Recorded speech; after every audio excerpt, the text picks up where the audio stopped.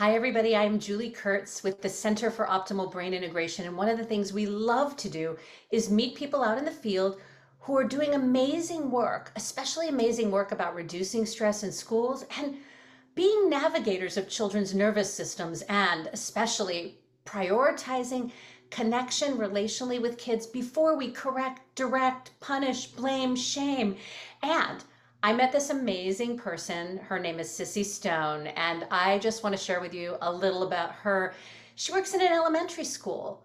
She is called by the kids Yard Duty Lady, but she has many titles: Yard Duty, Noon Duty, Supervisor, Campus Supervisor. It might be Noon Duty Supervisor, but we'll let Sissy share that. Hi, Sissy. Thank you for joining us today. Hi, Julie. Thanks for having me. Well, I'm excited to highlight and share a couple of things that you shared with me, and then you gave permission to be able to share some of this wisdom with the world. So, the elementary school that you work at, there's something called a classroom pet and a cougar pet. Do you want to tell us a little bit about these? Sure. We use these pats as positive reinforcement to the kids when we find them being responsible, making good choices, being safe, being respectful. Um, we it can be as simple as helping a friend when they've gotten hurt on the playground and bringing them to a yard duty person for help. It can be for picking up trash that they see. It can be for helping clean up the playground after recess. They love getting these pats. It makes them happy. It makes them proud to take home. Their parents get to see it.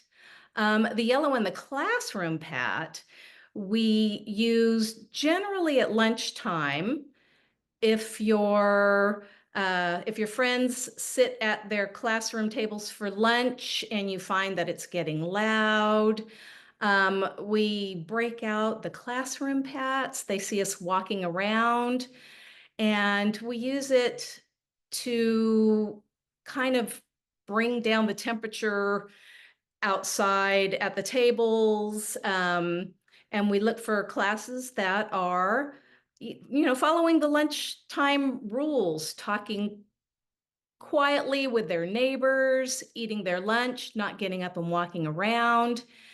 And when we write the pat and give it to them, they're so proud to take it back to their teacher.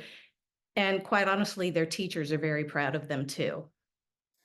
This is amazing. The fact that you're a part of a school that wants to, well, first of all, use their mascot, the cougar, and then name them Pats, like a pat on the back Like a is, pat on the back, right? I love this so much. And I love that you're scanning for honoring and highlighting and spotlighting the behaviors that are connected to the school expectations for behavior, such as being respectful, friendly, kind, healthy. I love this so much.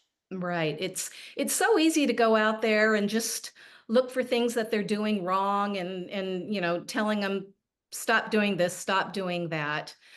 But it just changes the atmosphere when you point out the positive. That Wow. changes everything.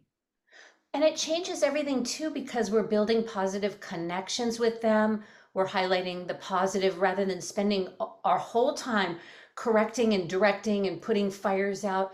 I really love this as a relational strategy. And like you said, reinforcing expectations, but also just creating a more positive environment in the school. Thank you for sharing that. Is there anything else you want to add about these Pats that you think would be helpful to know? Mm, I don't think so. I do love, Sissy, that you said that the kids love to bring them home because I think part of it is the homeschool connection where we get to go home Yeah. to our family. We might be having a lot of stress in our lives or in our families' lives, but we get to bring something positive home, which I think that homeschool connection makes an enormous difference. So, Sissy, do you have just a concrete example of when you may have used one of these pets? I sure do. Just last week was our first week of school, And on the first day of lunch, a little girl, little first grader, came up to me and said, I don't know where to go. I don't know how to get back to my classroom. So I gave her a cougar pat because she was brave enough to come up to an adult in a yellow vest and ask for help. And that's what their teachers have told them to do. And she did the right thing. So I thought that she deserved a cougar pat. And I also gave it to her classmate who came up to us and saw that she was nervous and said, Mrs. Stone, I'll take her back to class. She's in my class and I can help her get there. Wow. Just examples of really wanting to help kids learn the values of the school, that we're friendly, we're kind, we're respectful, we're safe, and patting them on the back for those things and building relationships, building that positive environment is incredible. And then in our conversation, Sissy, we stumbled across something you were trying to verbally tell me that you do out on the playground to help kids resolve conflict with one another. And then you showed me these cards that you use from soulshop.com that the school purchases. Tell us a little bit about these. So we use these cards with the kids because it helps us navigate through the conflict that is happening and it keeps us on track.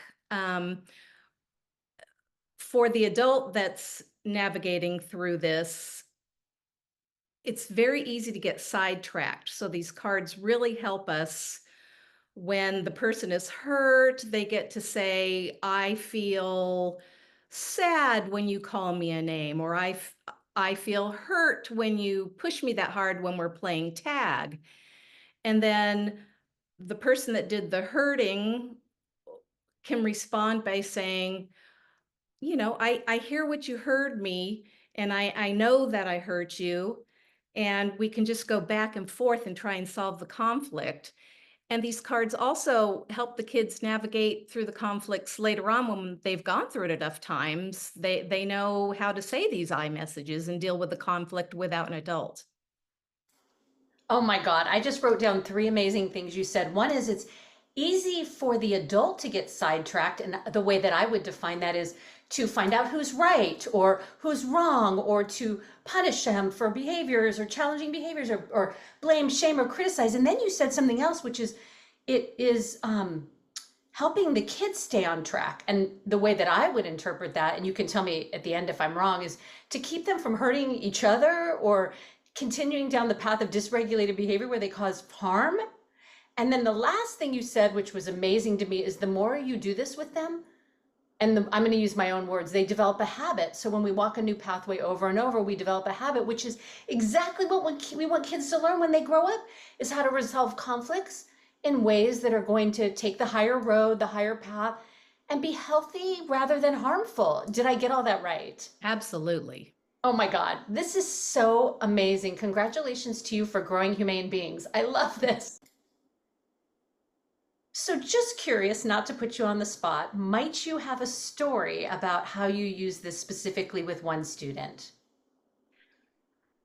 Well, here's a story for you.